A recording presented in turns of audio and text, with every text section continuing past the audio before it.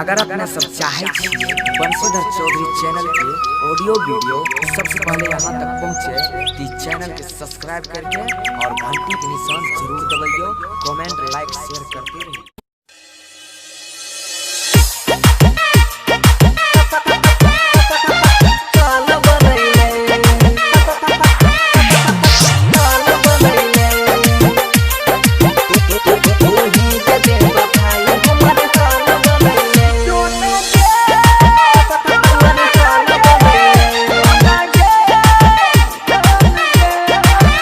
लोगबा कहई छछागल बदनाम कइले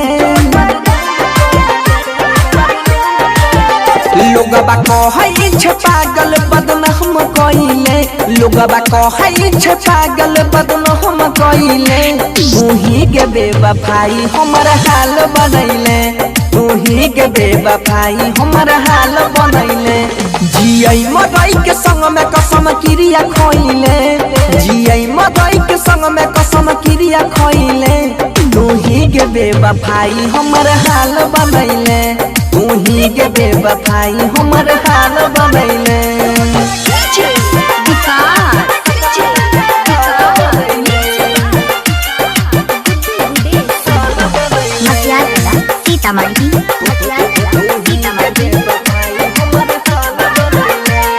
रोटियां सूखे पियाई छियौ तोरा याद में जियाई छियौ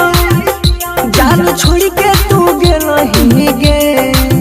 फाटल घरे जासी आई छियौ फाटल घरे जासी आई छियौ गे रोटियां सूखे पियाई छियौ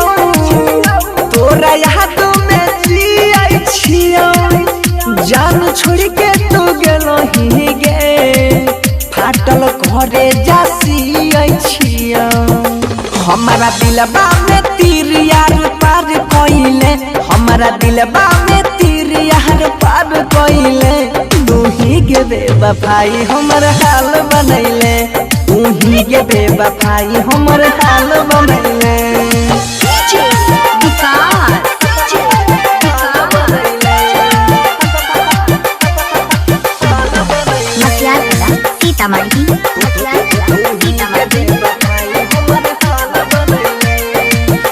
देख लियो तोरा प्यार के